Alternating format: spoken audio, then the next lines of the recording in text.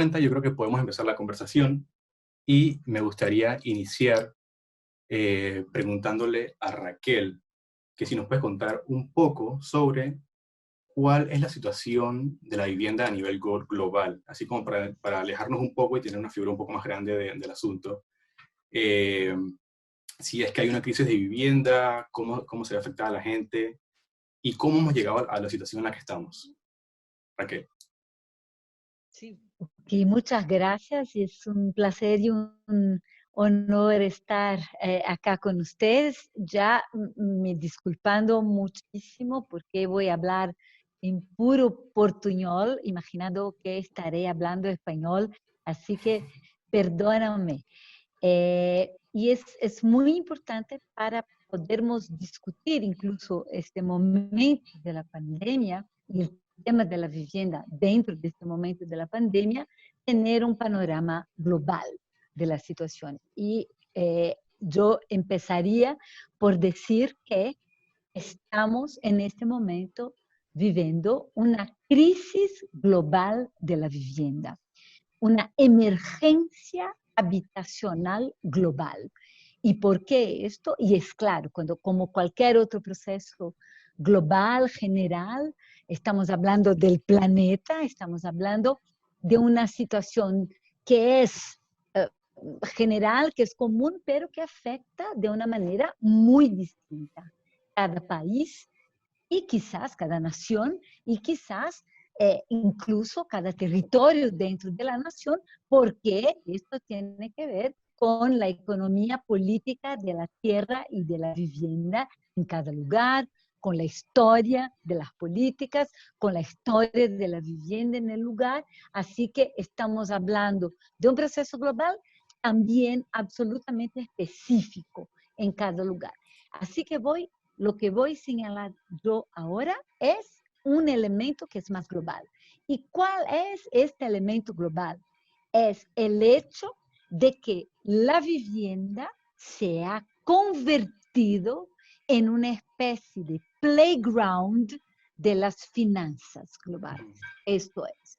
Entonces, hemos transitado y ahí empezamos a hablar diferencialmente de distintos países, de políticas de vivienda, y ahí hablo de países del centro del capitalismo, como países europeos y de Norteamérica, pero también experiencias que hemos tenido comunistas y socialistas, donde la idea de vivienda, y estamos hablando del siglo pasado, estamos hablando ya de hace mucho tiempo, la vivienda pensada como parte de una política social, incluso está inscrita en las constituciones en todos los países, ¿no? Como parte de un elemento central para la dignidad humana, como un derecho humano, como algo que la gente, si no tiene a partir de sus propios ingresos, de su propio patrimonio, tiene que ser protegida y promovida por el Estado. Entonces, hemos pasado un momento, una realidad en países en el centro del capitalismo y nunca una realidad en la periferia del capitalismo. Nunca hemos tenido la vivienda como parte muy importante de políticas de bienestar social, de políticas sociales.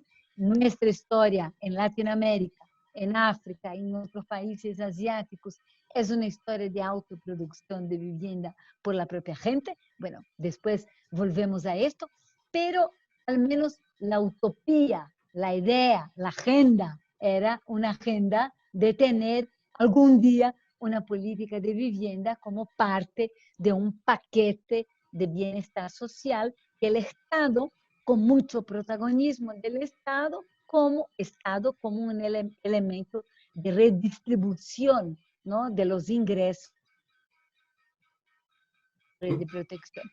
Bueno, esto se ha destruido completamente a partir de los 70s, 80s del siglo pasado, empezando con Margaret Thatcher en Inglaterra y Reagan en Estados Unidos, sí estoy hablando de neoliberalismo, cuando la vivienda pasa a convertirse de una política social hacia más un bien privado, una mercancía privada, provida por el mercado, y más que esto, la vivienda se ha convertido también en una frontera importante de inversión de capitales financieros globales, que con la globalización y la eliminación de cualquier barrera para la circulación de los capitales en los mercados financieros y con la velocidad digital de las transacciones, también esto se ha convertido en una frontera de inversión de estos capitales. Entonces, la vivienda como activo financiero, entonces, es la nueva versión de la vivienda. Y eh,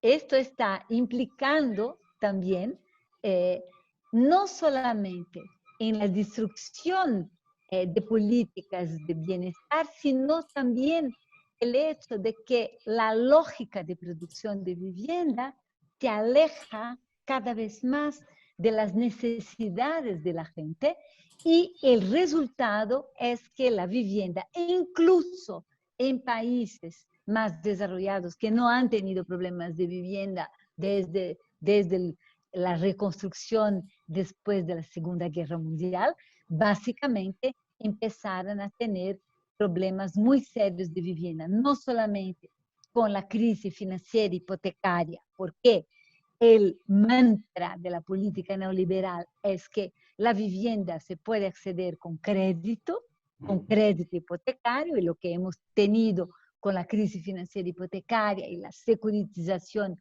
de todos estos créditos y la contaminación de estos créditos con los juegos especulativos financieros, es que cuando hubo una debacle del sistema, la gente finalmente perdió sus casas y estaba en el medio de la calle y en una situación donde los estados habían desmantelado sus políticas sociales de vivienda, con privatizaciones masivas, promoción masiva de la vivienda propia por crédito, etcétera, etcétera.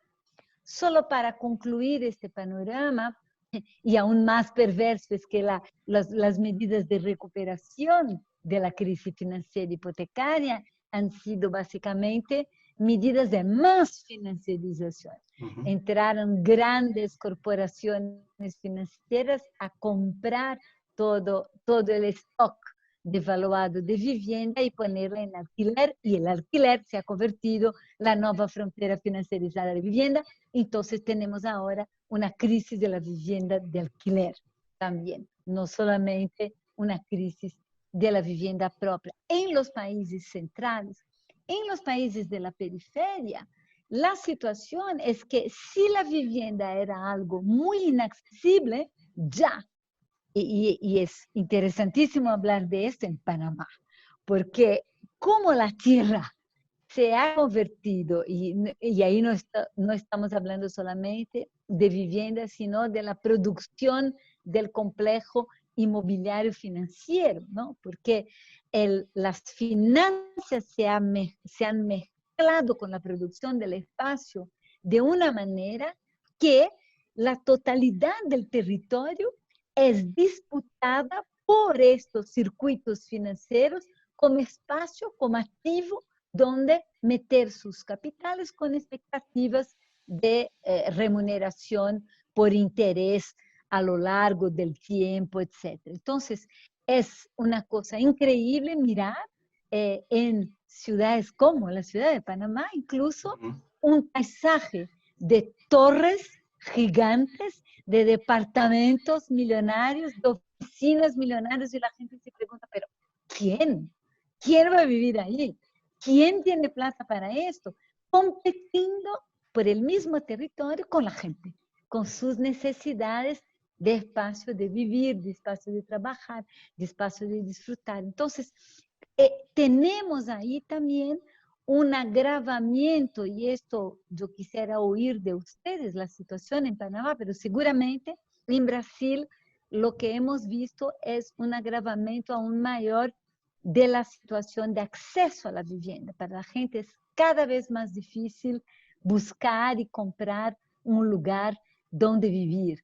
Entonces, aumenta a población de calle, aumenta a población viviendo en tugurios, en favelas, aumenta el hacinamiento en asentamientos populares autoconstruidos, en una situación bastante precaria, y esto, claro, está a par de un proceso global que hemos vivido en las últimas décadas, que es una concentración enorme de capital y de riqueza en pocas manos y una base muy, muy grande de gente con mucho menos ingresos. Y claro, los estados han sido absolutamente protagonistas en promover la entrada de estos capitales en la ciudad, la entrada, la tomada, ¿no?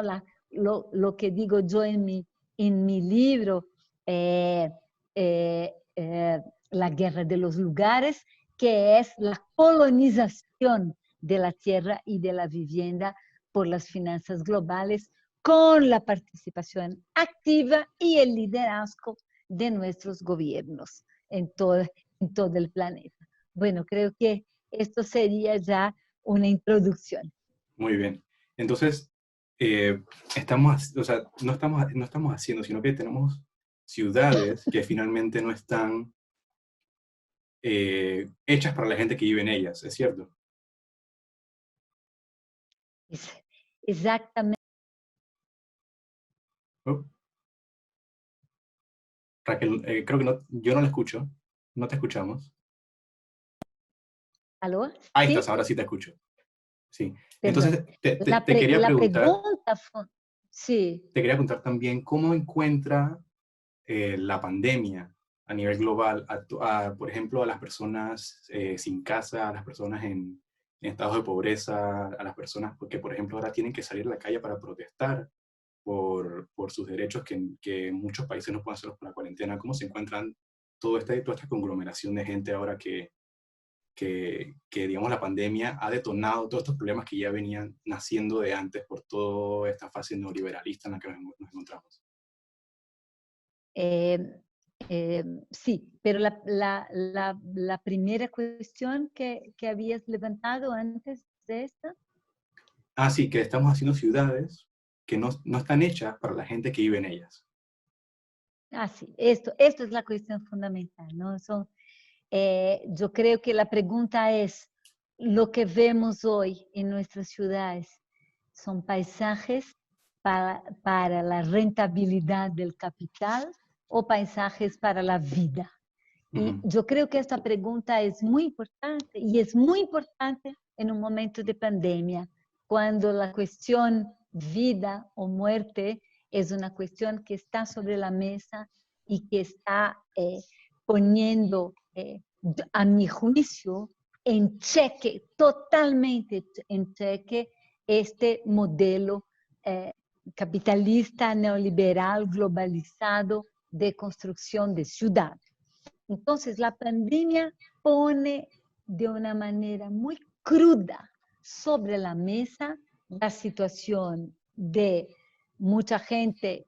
Por ejemplo, decimos, bueno, la manera más eficiente de protegerse del contagio es quedarse en casa, Ajá. isolarse, y ahí la primera pregunta es, ¿quiénes tienes condiciones no solamente de hacer teletrabajo, tener computadora, trabajar a distancia, tarará, tarará, o tener cómo sobrevivir sin trabajar por un largo tiempo, no solamente en este sentido, pero también es muy importante qué condiciones tienen las casas y las ciudades para proteger gente. cuáles son.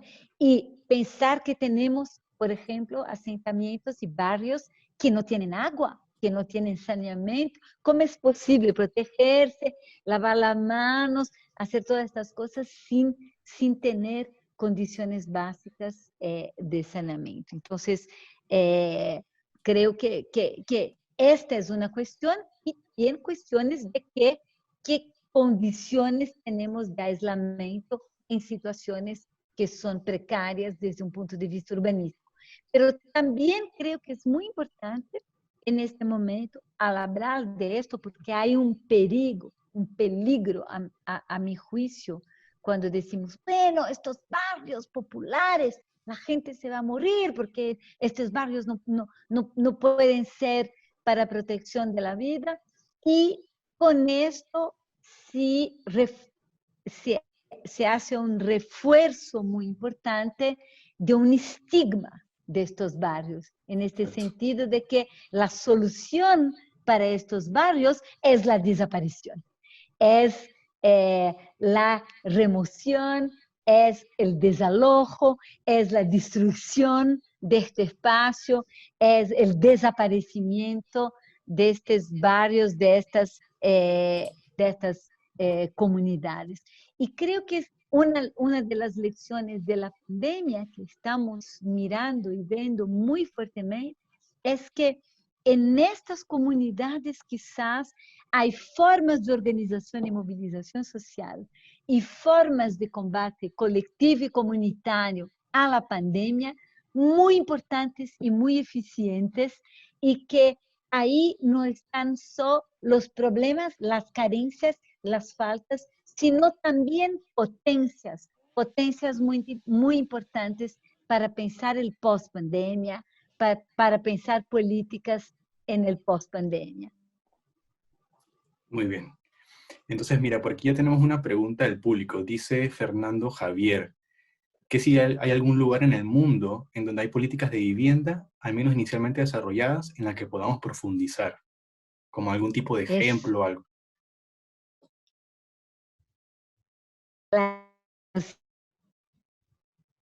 siempre tenemos que es difícil.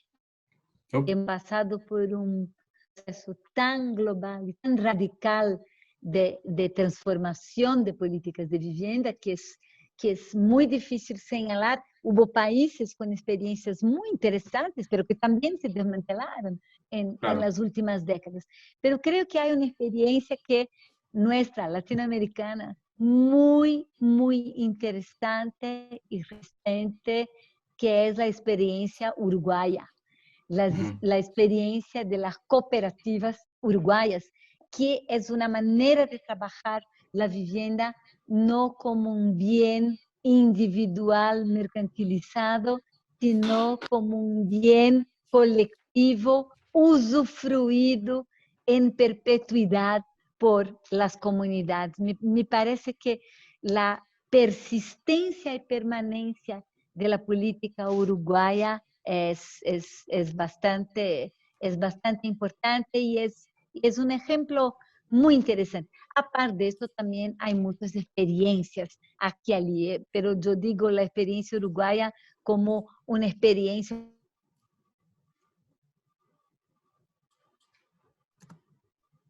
Se me congeló Raquel. A ver, ella nos avisó que de repente se le caía la conexión. Esperemos un momentito.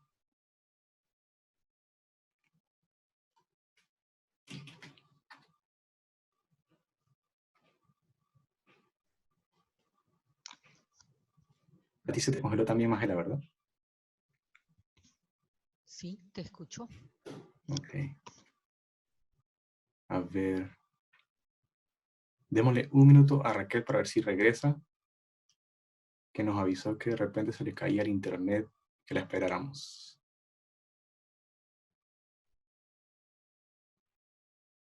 Bien, por mientras, no sé, Magela, si tienes algún comentario que hacer al respecto de lo que estaba comentando Raquel. Nos dio una visión global de la crisis, nos habló de cómo ahí volvió Raquel.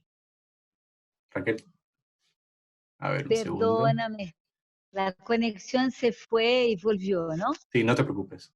A ver, perdón, nos contabas Perdón, del perdón. modelo de cooperativo uruguayo, ¿verdad? Sí, sí. Y no sé hasta qué punto llegamos, pero hay muchas otras experiencias en el mundo más fragmentadas, puntuales, pero creo que la experiencia uruguaya muy persistente por décadas y hasta hoy resistente me parece un ejemplo muy, muy interesante. Bien. Entonces, así como para sacar una conclusión de todo esto, de lo que nos has contado hasta ahorita, eh, diríamos que la vivienda debería ser considerada entonces un derecho. O sea, de repente nos puedes explicar un poquito por qué la vivienda sí debería ser un derecho y si esta sirve como trampolín para acceder de repente a otras cosas, tipo al agua, a la educación, cosas de este estilo. A ver si amplías un poquito en eso. Yo siempre defino la vivienda, el derecho a la vivienda, como una especie de portal, de Ajá. puerta de entrada a otros derechos. La vivienda no es cuatro paredes y un techo sobre la cabeza, es mucho más que esto. Es la posibilidad a partir de una localización de acceder no solamente la posibilidad de protegerse contra los elementos, la lluvia, el viento, el calor, sino también el acceso al transporte, el acceso al trabajo, el acceso a la cultura, el acceso a los bienes comunes, a una posibilidad de sociabilidad, de crecimiento y todo más. Entonces, todo esto hace parte del derecho a la vivienda, no como un derecho individual, no como una propiedad, sino como la posibilidad de ser parte de un espacio.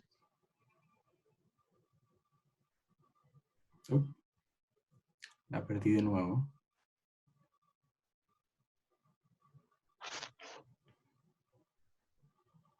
Ahí está, Raquel. Creo que te perdimos un segundo. No, no, así estamos. Ok, listo. Ok, me parece acertado todo lo que nos acabas de contar. Yo creo que eh, podemos pasar a un par de preguntas del público, entonces seguimos con Magela e igual me gustaría que comentáramos a medida que Magela nos va contando un poco lo que ella tiene que decir, contigo Raquel, las cosas que parezcan interesantes. Pero por aquí tenemos primero una pregunta. Dicen, ¿qué política sirve de ejemplo para ayudar a enmendar comunidades de invasores o precaristas? O sea, ¿cuál sería una Eh, solución para estas personas?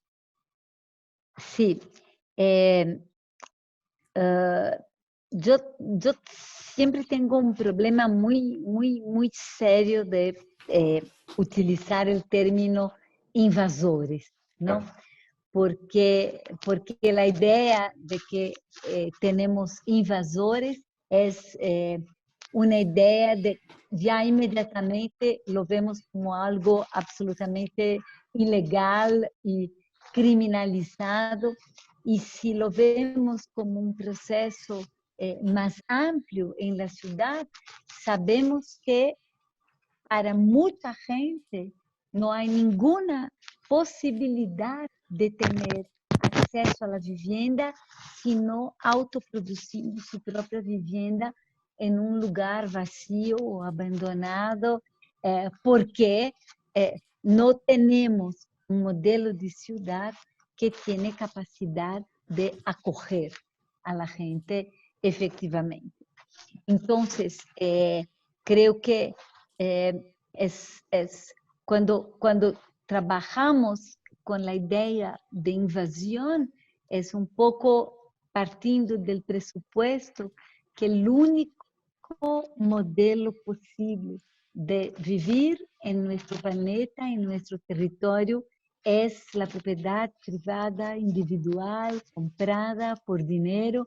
Y creo que es un absurdo pensar que esta sería la única posibilidad, porque en realidad esta es una forma que tiene 250 años y que ha sido impuesta sobre el conjunto del planeta y conviviendo de manera conflictuosa con muchas otras formas de vivir en el planeta. Solo con una observación sobre la palabra invasor, y seguramente la pregunta de Irma no era en este sentido, era más cómo tratar, ¿no?, de estos barrios que hoy precarios tienen, tenemos una experiencia muy larga, incluso en América Latina, de urbanización, pero de urbanización, de transformación de estos barrios en comunidades con mucho más infraestructura, con mucho más calidad. Creo que hay varios ejemplos de cómo esto se puede hacer, pero claro, la pregunta central es, ¿vamos hasta el final de los tiempos produciendo barrios precarios con gente que produce los barrios con sus propios recursos, sin ninguna infraestructura pública, sin plata y después arreglando ex post? Me parece que no, ¿no? Que es muy importante tener una política muy amplia de acceso a tierra y la vivienda que sea mucho más universal, para no estar, como dice en la pregunta, enmendando todo el tiempo la cosa que por falta de recursos, por falta incluso de acceso a asistencia técnica, ha sido hecho de una manera mucho más precaria. Totalmente de acuerdo. Ok, yo creo que ahora entonces sí podemos pasar con Magela y vamos comentando lo que nos tiene que contar. A ver, Magela, Ok, te comenzamos a escuchar. Si no tengo mal entendido, tú me dijiste que querías que empezáramos hablando sobre la crisis de vivienda que hay en Panamá como resultado de las políticas públicas que han habido a través del tiempo. A ver. exactamente. Yo creo que estoy perfectamente en línea con esta explicación muy clara que ha hecho Raquel de qué es lo que ha sucedido con la construcción de vivienda en los diferentes países. Y en efecto, como decía Raquel, en el caso de Panamá, los programas de vivienda social a partir más o menos de finales de la década de los 80 a inicios de los años 90, todos se fueron orientando en el sentido de la mercantilización del suelo. Ninguno de ellos estaba enmarcado en un proceso de planificación y las construcciones que se hacían no consideraban ningún impacto social, ningún impacto ambiental y por supuesto no tenían incluida la gestión de riesgo, porque como muy bien decía Raquel, muchas veces los que eh, ocupan tierras que tienen algún problema de deslizamiento o de inundación. Ujú. También todos esos programas se dirigieron únicamente a esa porción de población que tiene capacidad de pago y que ya tenía un lote propio. Es decir, dejaron por fuera un gran grupo poblacional, los que tienen mayores necesidades de vivienda. Todos estos programas de vivienda impulsados desde esa época han estado localizados en las periferias de la ciudad. ¿Y por qué en las periferias? Porque allí el suelo es más barato que en las áreas centrales. Es decir, que los constructores lo que estaban buscando es mayor ganancia. Pero esa ubicación en la periferia de la ciudad tiene o conlleva montones de problemas en el sentido de la movilización, muy difícil por la ausencia de redes de transporte público y también por todo el tiempo que se dedica a ese transporte desde la vivienda allá en la periferia a las áreas centrales donde están los servicios y donde están las fuentes de trabajo. yo afirmo también que todos esos programas tienen costos ambientales. Eso está asociado a la destrucción por la forma en que se construye de la capa vegetal. Nosotros podemos recordar seguramente cómo se fueron destruyendo los manglares en la zona de Juan Díaz y las consecuencias terribles de esa destrucción. A eso me refiero con los costos ambientales. En cuanto a los costos sociales, todos están relacionados con el déficit de infraestructura en general. Agua, electricidad, espacio público, transporte.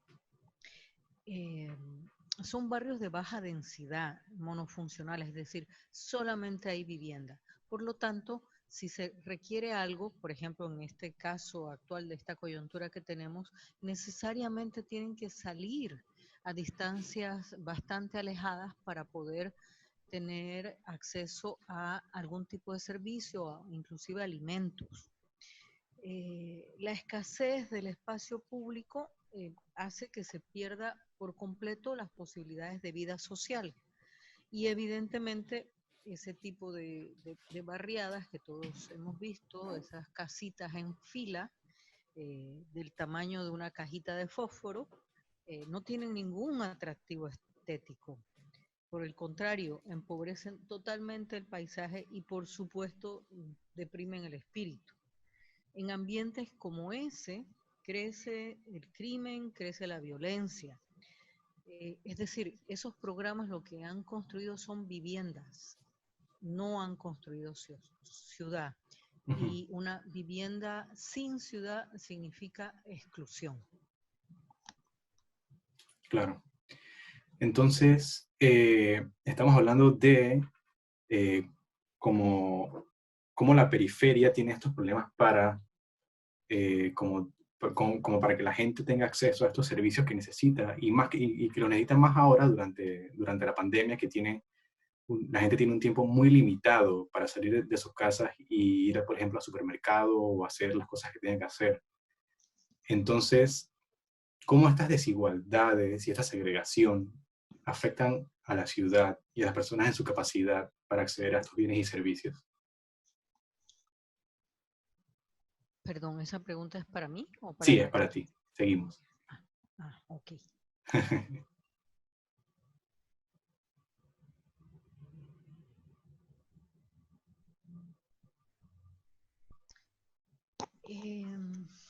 Bueno, quizás lo primero sería aclarar dentro de esa pregunta que tú me haces el nivel de desigualdad que tiene Panamá. Panamá, según las cifras que tenemos, es el tercer país más desigual de Latinoamérica. Una de las más recientes mediciones del coeficiente de Gini, que mide la desigualdad únicamente de ingresos, porque la desigualdad se da en diferentes ámbitos, Claro. pero para referirnos únicamente a la de ingresos, nos decía que el 20% de la población de Panamá concentra el 56% de los ingresos, mientras que un 10% recibe solamente el 3.3% de los ingresos. Eso nos da una visión rápida de cómo es esa desigualdad en un país que en los últimos años ha sido conocido en toda Latinoamérica por su éxito económico. La pandemia afecta primordialmente a los grupos más vulnerables. ¿Quiénes son esos grupos más vulnerables? Allí hay muchos grupos o subgrupos. Están, por lo que nos dicen los doctores, las personas mayores de 65 años, que es aproximadamente un 6.8% de la población de Panamá. Todo esto según los datos del censo del 2010. Obviamente es un aproximado.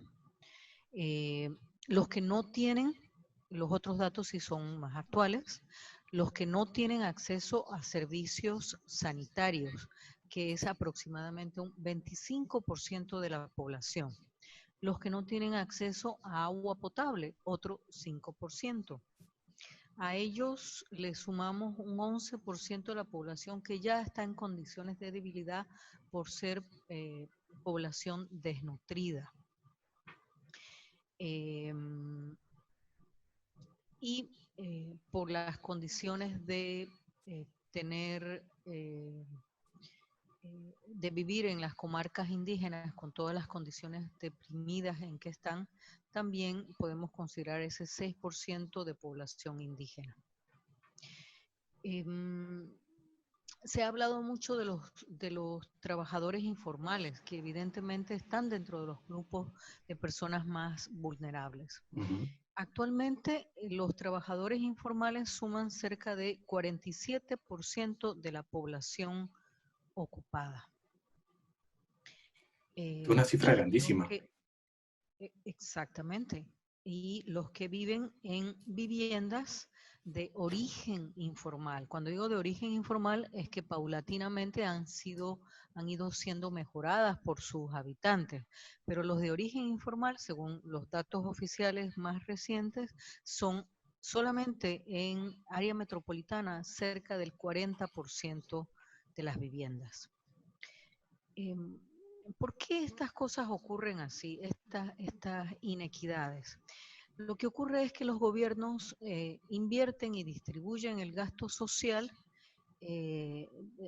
eso define la desigualdad. Por ejemplo, en Panamá, menos del 10% del PIB se invierte en gasto social. Y en esa distribución del gasto hay enormes diferencias. Hay grupos o instituciones que por razones geográficas, étnicas o de clase social reciben mayores niveles de inversión que otros grupos. Eso significa que los criterios de distribución de esa inversión que hace cada gobierno determina en efecto las posibilidades de acceso a servicios de salud, de educación o de infraestructura. Y con infraestructura de agua potable, energía, transporte público, etc. Veamos un solo ejemplo, el de educación, un tema que nos preocupa a todos mucho. Un estudio reciente del BID, titulado más o menos algo así como El estado de las políticas públicas docentes del año 2018, nos dijo que el 70% de las escuelas primarias del país son multigrados, que el 40% de esas escuelas primarias no tiene acceso a agua potable y que solo el 20% tiene acceso a internet. Imagínense ahora cuando pretendemos hacer educación vía virtual y teniendo imposibilidad de conectarse a internet, cuando ahora el acceso a la tecnología se está considerando además un derecho humano. Por otra parte, la desigualdad de la que hablamos no es igual para todos. Ahí debo resaltar que las mujeres sufren más esa desigualdad. Primero porque son las que se encargan de cuidar a los enfermos, a los niños, a la familia. Y en estas condiciones actuales, mantenidas en cuarentena, estando puertas adentro, con ese mandato de quédate en casa, están sujetas a las violencias. Ya se tienen indicadores de que la violencia contra la mujer y contra la infancia en estas condiciones de cuarentena han subido. Son ellas las que sufren y los niños los que sufren estas violencias. Un dato también más reciente de una encuesta sobre ciudadanía y derechos hecho por el Centro de Estudios Políticos y Sociales nos dice que el 70% de los casos de cuidados de enfermos, de niños, de familia, lo hacen las mujeres. 70% son mujeres, contra un dato que también obtuvimos de una encuesta que hizo Estadística y Censo ya hace algunos años, en el 2011, que nos dice que por cada 29 horas que las mujeres dedican a estos cuidados y a esta tarea de mantener a las personas y a la vivienda en las mejores condiciones, 29 horas dedican las mujeres frente a 13 horas que dedican los hombres. Eso es lo que te podría decir de las desigualdades y de las consecuencias de estar en cuarentena. Okay. Y ahora ya que tenemos como este marco general de las desigualdades estando en cuarentena en Panamá, de repente podemos hablar sobre todo este lema que se ha montado de quedarse en casa y de que esto no es tan sencillo como parece para muchas personas. Por ejemplo, ¿cómo puede una persona que depende del día a día, del trabajo informal, quedarse en casa cuando si no sale de su casa para trabajar, seguramente no va a poder pagar su renta o no va a poder comprar comida o no va a poder tener acceso a muchas otras cosas? En ese sentido, de repente nos puedes iluminar un poco más sobre esto, sobre cómo cumplir las órdenes de cuarentena y cómo esto es diferente para todo el mundo. Magela.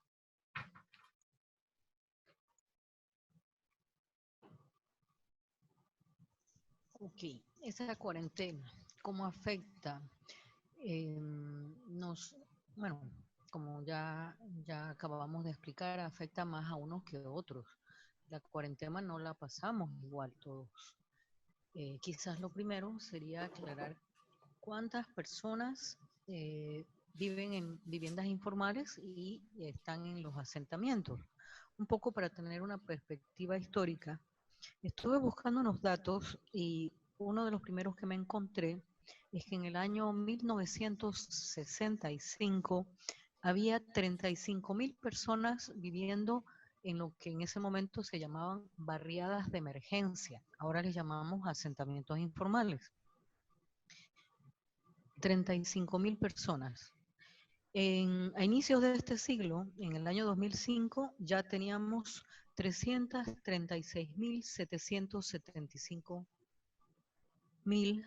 viviendo en unos aproximadamente 517 asentamientos informales. Y el último dato duro que tenemos es de los anteriores fueron informes gubernamentales.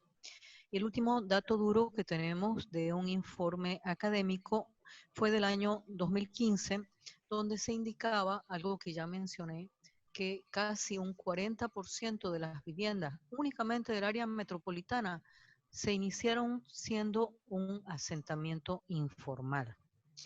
¿Y qué es eso de un asentamiento informal? ¿Cómo se vive en esos lugares? Primero es que están totalmente segregados, desarticulados del resto de la ciudad.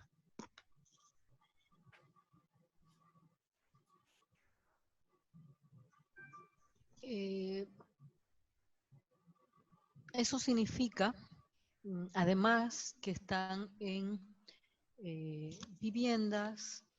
Creo que no están viendo mi PowerPoint. Ahora sí lo ven. José, ¿se puede ver mi PowerPoint? Lo veo detrás de... Ahí, ahora sí lo veo. Ahí listo, ahí está. Ok. Esto ya lo vimos. Eso significa que son personas que viven primero separadas de la ciudad, de los servicios, de las facilidades que ofrece el centro de la ciudad, que están en lugares construidos con materiales precarios, cartones, planchas de zinc, que no tienen agua, alcantarillado, electrificación y que obviamente no tienen facilidades tampoco para circular, para usar el transporte público. Inclusive en una situación de emergencia como ahora, estas casas como están ubicadas de esta manera totalmente sin planificación, no podrían entrar bomberos, ambulancias en el caso de que se necesite ir a rescatar a alguien. Y evidentemente no hay espacios donde se les pueda atender, no hay escuelas, no hay zonas deportivas, no hay instalaciones de salud. Otro dato que se ha estado preguntando constantemente es sobre las personas que están en la economía informal. Yo me di a la tarea de buscar los datos más recientes y también compararlos con algunos para tener esta perspectiva histórica. Lo primero que hay que aclarar es que las personas en la economía informal son personas que no pagan seguro social y no tienen un contrato de trabajo y por lo tanto no tienen prestaciones sociales. Según la firma Indesa, allá en el año 2011, la informalidad llegaba al 36.9% de la población. En el año 2017, esa informalidad ya había subido al 40.8%, mientras el desempleo era de 6.10%. Y el dato más cercano de agosto del año 2019 nos informó de que trabajando en informalidad hay cerca de 700.000 personas, o sea, un 44% de las personas ocupadas. Y el desempleo ya había subido al 7.1%, destacando el desempleo juvenil cerca de un 20%. Otra de las cosas que mencionó Raquel es que los que trabajan, de los pocos que tienen ahorita posibilidades de trabajar, son los que hacen teletrabajo, que por cierto no ha sido regulado. Pero ¿quiénes pueden hacer teletrabajo? Solo las clases medias y altas con equipo y acceso a Internet. Las clases populares, las clases trabajadoras son las que están en mayor peligro de contagiarse. Son mayormente las que se dedican o se van a dedicar a la construcción, los recolectores de basura, los que trabajan en las plantas de agua, en las plantas eléctricas, evidentemente los agricultores, a los cuales estamos valorando como se debe en estos momentos de pandemia, a los vendedores de supermercado, a los trabajadores sanitarios, es decir, hay un porcentaje de población que no puede hacer teletrabajo, no podemos cumplir lo que nos piden, no podemos guardar cuarentena. Los que son informales necesariamente tienen que salir a buscar alguna manera de obtener ingresos. Y con toda esta situación, la brecha entre los sectores se ahonda. Ok. Vale, entonces ahora ya teniendo como este panorama más específico de Panamá, me gustaría volver a Raquel y que ahondáramos un poquito en cómo cree que debería ser una ciudad post-pandemia, en cuanto a urbanismo, vivienda, o sea, cómo deberíamos ir hacia adelante ahora que vayamos afrontando esta crisis que estamos viviendo.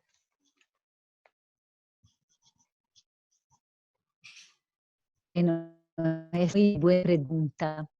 El escenario post-pandemia no es un escenario cerrado.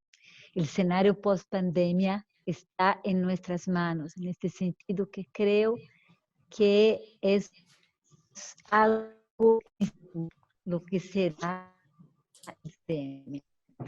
Muy importante entender la crisis de la pandemia no es solamente una crisis sanitaria que llegó desde el nada, sino que llega con una crisis amplia, una crisis profunda, una crisis del modo de producción, una crisis ambiental, una crisis política, de las formas de representación política, una crisis muy, muy amplia que ya había dado muchas señales de su presencia, de un modelo y un modelo de ciudad incluso, y un modelo de ciudad con respecto a la vivienda incapaz de proteger y promover la vida.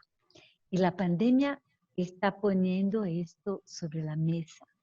Y a partir de ahí, y también a partir del proceso de movilización social y de organización social que ya estamos haciendo para poder protegernos, proteger nuestra salud y de nuestra gente, de nuestras comunidades, creo que a partir de ahí ya podemos empezar a pensar que un modelo de ciudad y un modelo de vivienda para el futuro ya no puede ser este. Ya no puede ser un modelo que está basado, de un lado, en la toxicidad de la vida de combustibles fósiles, estoy hablando de los coches, de los camiones, que son poluentes, que utilizan una fuente de energía que ya se está esgotando y que destruye el planeta y que se cambia todo el clima. O sea, estamos hablando de todo un modelo de organización que ya no está y que creo que pensar en un nuevo modelo de organización tiene que tener como punto de partida la vida, la gente, la protección de la vida. Y la vida mucho más entero, no una vida eh, como, como ya estamos cada vez más entrando, ¿no? Una vida explotada, cada vez con más trabajo, cada vez con más horas, cada vez con más para pagar una deuda cada vez mayor, para poder consumir más, para poder crecer más, producir más, para destruir más el planeta. Creo que la pandemia de alguna manera pone un freno en esto y con este freno podemos pensar, bueno, quizás podemos organizarnos de otra manera, podemos tener no una vida destinada a promover la economía, sino una economía destinada a proteger y promover la vida, trabajar con maneras más solidarias, compartidas y comunes de compartir el espacio, ¿no? Menos privatizadas, menos concentradas, menos desiguales.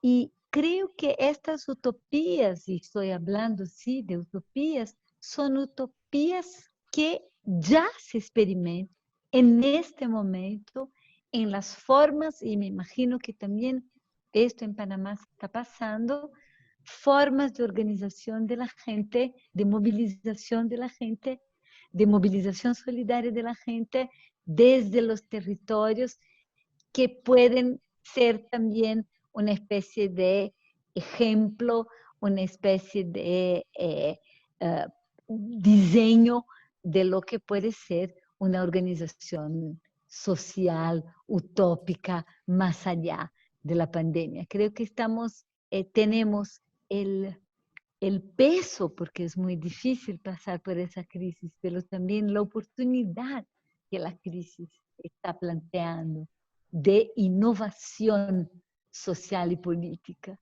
Y creo que esto es uno de los mayores, de las mayores oportunidades que hemos tenido en los últimos tiempos. Es decir, poner la vida y, digamos, la ciudad para la gente por encima de rendimientos económicos, por así decirlo, que solo benefician a unos pocos. Sí, por cierto. O sea, la pregunta fundamental de la política urbana, que es un poco la política urbana de las últimas décadas, que se ha conducido por la idea de que el mejor uso de determinado lugar de la ciudad es el uso más rentable. No, no tiene que ser eso. El mejor uso de un pedazo de la ciudad es el uso que propicia a más gentes mejores posibilidades de vivir y vivir plenamente. Y no estoy hablando solamente de vivienda, sino también estoy hablando de espacio público, de espacios verdes, de relación con la naturaleza, de un cambio muy radical de la relación que tenemos con la naturaleza, con la producción de alimentos, con la seguridad alimentaria. Estoy hablando de una manera mucho más amplia, ¿no? No solamente viviendas, casitas o como Claro. decía Magela, ¿no? producción de casitas, casas. Esto no es lo que interesa. Lo que interesa es espacio urbano con calidad, ¿no? Y con integralidad y accesibilidad a la gente. Totalmente de acuerdo. Entonces, quizás ahora podemos escuchar también cómo debería ser la ciudad de Panamá post pandemia por parte de Magela, y aprovechando que igual por aquí preguntan en el chat, ¿de qué manera podemos comenzar a cambiar el panorama urbano en Panamá post pandemia y cómo podríamos mejorar las condiciones de vida, vivienda y derechos de las personas que viven segregadas? A ver, Magela. Gracias. Bueno, esa es una pregunta del $1.000.000. Si yo tuviese la respuesta para todas esas cosas. Pero bueno, tengo algunas ideas y el marco de que las ciudades post pandemias deben ser ciudades para la vida, que es lo que nos ha dicho Raquel, pues estoy plenamente de acuerdo. Yo intenté poner un par de ideas más orientadas, en primer lugar, a lo que se ha venido discutiendo en diferentes foros, que nos preocupa esto de qué hacemos con las ciudades. En primer lugar, porque, bueno, ya la historia nos enseña que las pandemias son situaciones, son fenómenos que han determinado desde el pasado, desde las primeras grandes pandemias como el cólera, la gripe española, etcétera, que han modificado la forma en que crecen las ciudades. Por lo tanto, definitivamente tenemos que repensar el urbanismo, sobre todo dándonos cuenta que prácticamente cada 2 años, en los últimos tiempos, surge una enfermedad que afecta de manera global, no tan grave como ahora, pero tenemos, digamos, que esa constante. Muchos de los investigadores urbanos se plantean dos elementos particularmente, lo que tiene que ver con la densidad y con la movilidad. Y eso nos tiene a varios pues muy, digamos, confieso, totalmente confusos. En el sentido de que antes de la pandemia, las recomendaciones para construir, para desarrollar ciudades, hablaban de que lo mejor era la concentración de actividades y de personas. No obstante, con la situación que tenemos ahora para inhibir futuras situaciones de pandemia, tenemos que encontrar nuevas formas que nos permitan, como decía Raquel, que las personas disfruten de la vida en la ciudad, que disfruten esa convivencia, pero que lo hagan y disfruten de los espacios públicos, pero que lo hagan de forma segura. Esa respuesta no es sencilla. Por ejemplo, hay algunos pensadores urbanos contemporáneos como Richard Sennett, Saskia Sassen, que en unos días recientes nos hablaban de diseñar o de reinventar los chicumen, no sé si se pronuncia así. Esos son los equivalentes, o sea, nos decían que tendríamos que reinventar los chicumen como equivalentes contemporáneos a esas viviendas chinas que tienen patios colectivos. Ahí la clave es lo colectivo, es decir, donde se pueda desarrollar la vida colectiva. Hay otras personas que nos hablan de que la movilidad debe modificarse por completo. Por ejemplo, en París y en Bogotá ya se está pensando en organizar las llamadas ciudades de 15 minutos para que la gente se mueva a pie o en bicicleta desde estos lugares hacia los centros urbanos centrales, en vez de utilizar el transporte masivo actual. Por supuesto, eso se dice muy rápido, pero requiere de un cambio total, drástico, de la organización, de la producción y de la economía. Lo que sí tengo claro es que, porque eso ya venía desde antes de la pandemia, es que debemos construir ciudades intermedias, de tener ese crecimiento frenético, desmedido de las áreas urbanas como ha pasado hasta ahora. Tenemos que construir ciudades donde se promueva la mezcla de usos, evitar estos monofuncionales donde solamente hay vivienda. Y debemos modificar nuestra relación con la naturaleza. Yo creo que ya no podemos posponer el ser conscientes de que el modelo de producción que tenemos, que ha saqueado la naturaleza y ha modificado el clima, y que ya muchos estudios inclusive afirman que tiene una relación cercana con las pandemias, la actual y otras, porque hemos invadido el espacio de la fauna, y se ha estrechado, digamos, esa relación entre los humanos y la fauna. Eso lo tenemos que cambiar. Es tiempo de tener otro tipo de relación con el entorno natural. Tenemos que buscar soluciones para producir energía, para hacer comunicación, transporte, etcétera, pero sin emisiones de CO2. Es decir, eso tiene que ser minimizado, eliminado, porque al ritmo que vamos estamos destruyendo la naturaleza y la vida. Por otro lado, creo que también es fundamental, en vista de que vemos cómo las desigualdades acaban con la vida en las ciudades, que el Estado invierta mucho más de lo que ha estado haciendo hasta ahora en educación y en salud, y que se asegure que esa inversión sea distribuida de manera equitativa, no como hasta ahora. Hay lugares totalmente abandonados y otros lugares que concentran todas las mejores inversiones.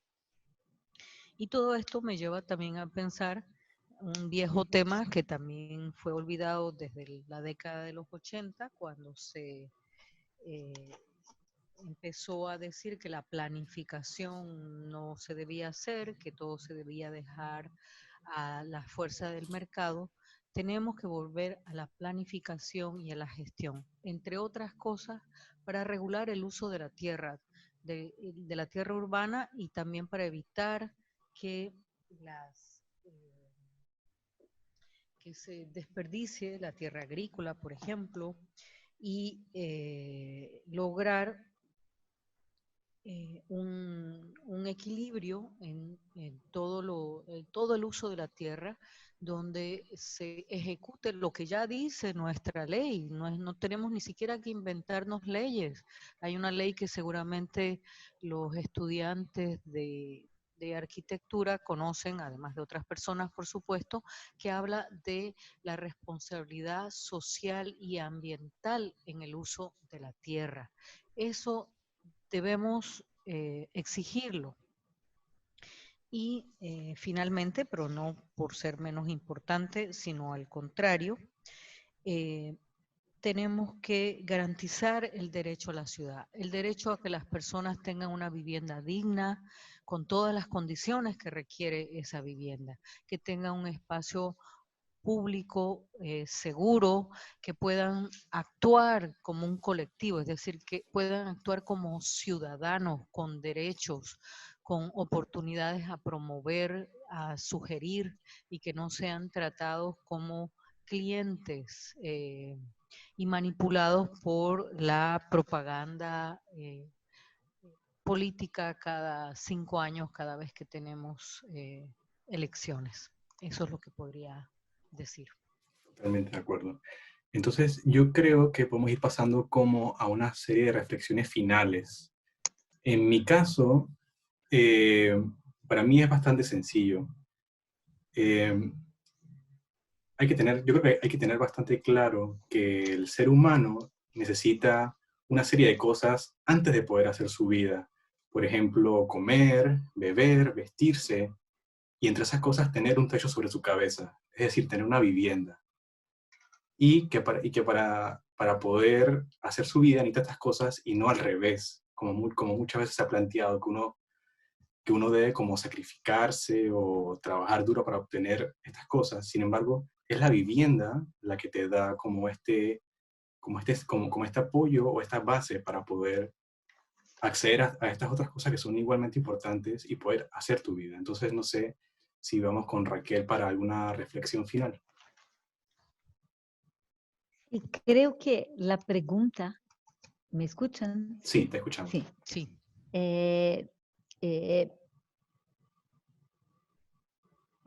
Y alguna pregunta también había levantado. Si esta no es una cuestión de naturaleza política, sí, es una cuestión más de naturaleza política do que de naturaleza técnica. No creo que tenemos los medios y Se me está cortando. el tema no es técnico, sino cuál, perdón, ¿está mal? Sí, ahora sí te escuchamos. Sí, perdón. La cuestión no es tan técnica, sino una cuestión política, ¿no? ¿Cuál, para mí, la cuestión en la pandemia y la pospandemia es cuál es la capacidad y la fuerza política que nosotros, ciudadanos, que no estamos satisfechos con la manera con que las cosas están organizadas, podemos finalmente influenciar y transformar nuestras vidas. Creo que hay ahí un componente político en el sentido de que a partir de la experiencia muy radical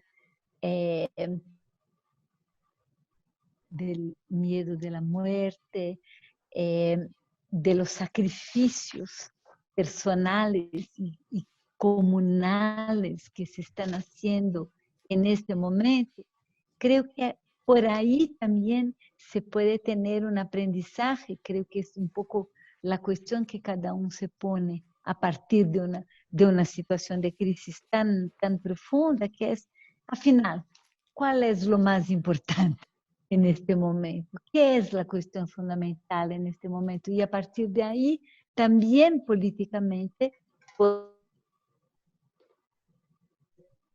enfrentar y cambiar las cosas y saber que es una decisión, que estas decisiones son decisiones que están en nuestras manos, que esto no es algo que va a caer del cielo, que va a aparecer un salvador o un líder que va a resolver o decidir, sino es algo muy distinto, algo que va a partir de nuestra propia experiencia, de nuestra propia organización, de nuestro propio trabajo, a partir de lo que ya estamos haciendo en nuestras vidas para enfrentar estas situaciones. Yo creo mucho en esto, la posibilidad de convergencias de todos estos grupos, de todos estos colectivos, de todas estas asociaciones que en este momento se organizan para poder enfrentar colectivamente la pandemia. Esta convergencia es la posibilidad de la nueva fuerza política para construir una nueva ciudad. Muchas gracias, ¿no?, por esta Excelente. oportunidad de discusión. No, gracias a ti.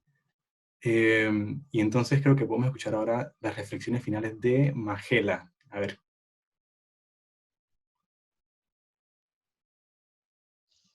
Bueno, yo también tengo unos cuantos pocos puntos que creo que están simplemente reforzando lo que ya vimos antes y lo que nos ha dicho Raquel.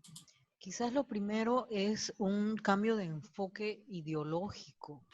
Lo primero que tenemos que hacer es cambiar esa política económica que hasta ahora ha favorecido privatizaciones y recortes de gasto social y empezar a hacer cambios en la manera en que las instituciones invierten en esas áreas que promueven la vida, en educación, en salud, infraestructura, vivienda, porque de no hacerlo así, seguimos fortaleciendo las bases que han construido esa ciudad desigual, esa sociedad desigual. En un segundo punto, yo creo que también tenemos que sumarnos a muchos grupos locales e internacionales que están abogando por la condonación o al menos la moratoria de la deuda externa de los países, porque esa es una carga muy fuerte que los gobiernos, cualquier gobierno que esté, requiere de ese dinero para poder impulsar esta construcción de las bases para lograr la igualdad, lograr la vida. Eh, Hay muchas voces levantándose en ese sentido, eh, empezando por una que para muchos será una palabra especial. El Papa Francisco decía hace unos días atrás, en el mes de abril, que palabras más, palabras menos, que ante las grandes necesidades del momento se debe reducir o incluso condonar la deuda a aquellos que son aquellos países más pobres. De hecho, hay diferentes iniciativas en ese sentido en varios países, en, en España, en Italia, en Rusia, en Suiza, en Chile. Se está proponiendo con diferentes proporciones algo así como la tasa COVID, que lo que significa es recoger dinero de aquellos que tienen la mayor cantidad de riqueza o patrimonio, para así los estados puedan tener recursos para enfrentar la crisis económica, porque eso es algo que no podemos perder de vista. Cuando superemos esta crisis de pandemia, tenemos que enfrentar la crisis económica que ya la teníamos antes y que ahora va a ser mucho más grave. Inclusive el FMI ha recomendado aumentar, imagínense, el FMI ha recomendado aumentar las tasas a las ganancias y bienes personales para conseguir lo que se llama, o lo que ellos han llamado algo así como recargo solidario. Eh, por otra parte, también es hora de que podamos en efecto perderle el miedo a darle mayores posibilidades para que el Estado pueda regular y fiscalizar de manera que pueda frenar esas exageraciones, resultado del fundamentalismo del mercado, y pueda en efecto proteger derechos sociales y pueda proteger la vida. Hay muchas organizaciones, por ejemplo Oxfam, que señala que hay tantos obstáculos para que el Estado ponga regulaciones y frenos, que precisamente por eso se ha disparado la desigualdad en muchos países.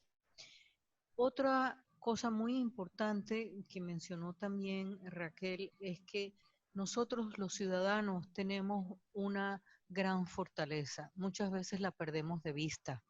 Tenemos que aumentar nuestro capital social, nuestra capacidad de organizarnos y de unirnos para exigir nuestros derechos y, por supuesto, cumplir nuestros deberes. Pero en este caso me estoy refiriendo a algo fundamental. Tenemos que fortalecer nuestra capacidad de participación y frenar otra pandemia, que es la corrupción, que está matando nuestras sociedades. Y finalmente, es un llamado a algo obvio, pero a veces lo obvio hay que reiterarlo. Tenemos que estar muy atentos a que en estas situaciones de pandemia, con la excusa de que se nos va a ayudar, se afecten los derechos humanos, particularmente aquellos relacionados a mantener un ambiente sano, a la privacidad a la que todos tenemos derecho, por supuesto al derecho a una vivienda digna y a otro recurso que está siendo acabado, el agua, a los que también tenemos derecho. Eso es lo que podría decir por ahora. Excelente. Mira, por aquí nos preguntan en el chat que si Panamá estaría dentro de esas naciones que realmente necesitan esa tasa de COVID, tomando en cuenta el presupuesto que normalmente maneja la nación.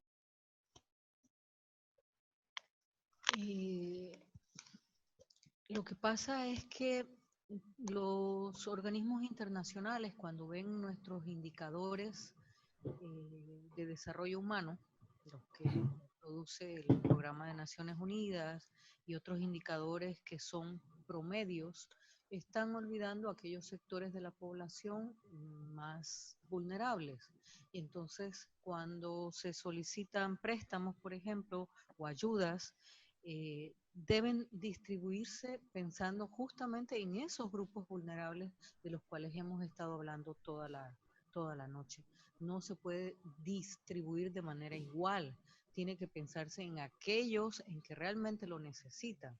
Y no estoy hablando de subsidios, estamos gastando millones en subsidios. Y esos subsidios muchos estudiosos de estos temas nos dicen que no nos están sacando de los problemas.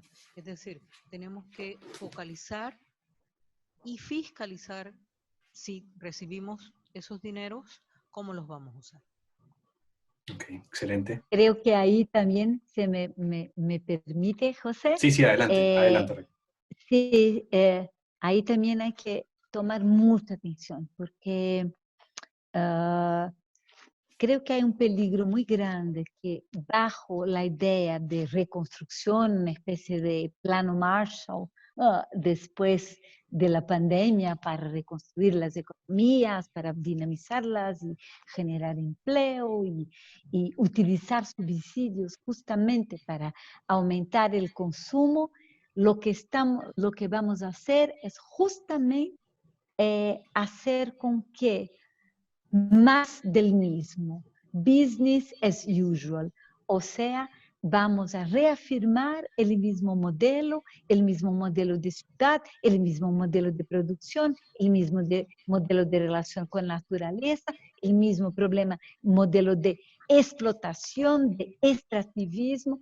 Y creo que ahí hay que tener mucha atención y no entrar en ese cuento, que es un cuento que en nombre de los empleos, en nombre de la reconstrucción económica, lo que vamos a hacer es salvar un sistema que ya no se puede salvar, que está moribundo, que está muerto, que no tiene capacidad de proteger la vida, que es un sistema que está promoviendo la muerte. Y esto es la pandemia. Entonces, es muy importante estar muy atento en esto, porque aparentemente cuando el FMI empieza a hablar en redistribución social, ayuda directa, subsidios, ojo, porque lo que está haciendo es básicamente salvar el capital. Entonces, mucha atención ahora a lo que se presenta como alternativa. No es salvar, no es volver a lo que teníamos. No queremos volver a lo que teníamos. Queremos una otra ciudad, una otra vida. Creo que es muy importante en este momento reafirmar, soñar y agir políticamente. Por supuesto. Y entender también que todos estos problemas que estamos teniendo ahorita no son causados por la pandemia, sino que la pandemia ha como explotado todas estas cosas que ya venían de atrás, de antes del modelo en el que vivíamos, y los ha puesto como sobre la tierra. Entonces, claramente no queremos volver a esto. Totalmente de acuerdo. Bien, entonces, ya siendo más o menos 1 hora y media de tertulia, yo creo que, y tomando en cuenta la hora en Brasil también, para ser justos con Raquel, sí, gracias. creo que podemos ir cerrando. No se vayan los del público, que ahorita voy a rifar el libro que les comenté al principio, pero por mientras agradecerles a Raquel y a Magela por todos sus comentarios y por su participación en esta tertulia con nosotros. Muchas gracias. Gracias, Muchas Raquel, por gracias compartir a este todos. espacio y tus conocimientos. Te mando un abrazo. Y muchas gracias, Magela, por todas las informaciones de Panamá. Muchas gracias, José, por la moderación y a todos que han estado con nosotros y enviado preguntas.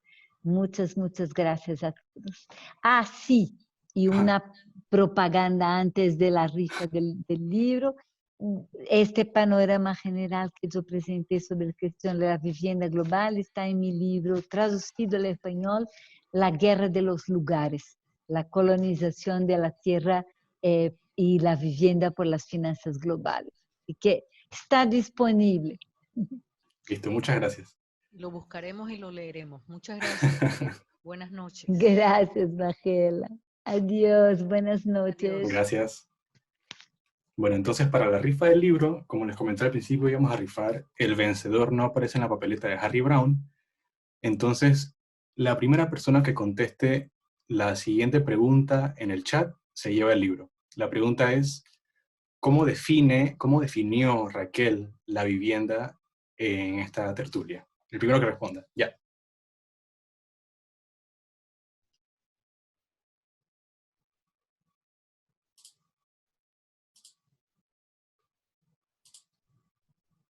Ojalá no esté muy difícil.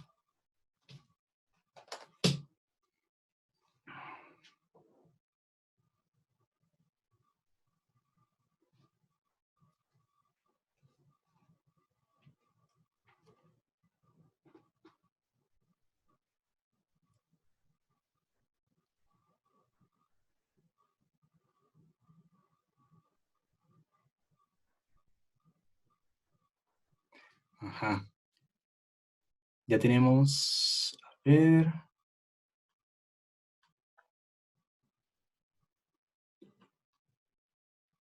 Tenemos una ganadora. Fue Marlene Stout, definiéndola como un derecho básico. Entonces, Marlene, nos pondremos en contacto contigo. Te voy a agregar, si se puede. Déjame primero copiar tu nombre. Te agrego a Zoom. Me pongo en contacto contigo y coordinamos para que te entreguemos el libro o lo vayas a buscar. Creo que lo vas a tener que ir a buscar. Pero bueno, listo. Eso sería todo por ahora. Gracias a todos los participantes y nos vemos en la próxima tertulia. Gracias, Magela, creo que sí es por aquí. Y gracias a ustedes, gracias José. Gracias por todos los conocimientos y por todas las reflexiones. Síganos en nuestras redes de Masa Crítica y Antónima y estamos en contacto. Hasta luego, buenas noches. Buenas noches.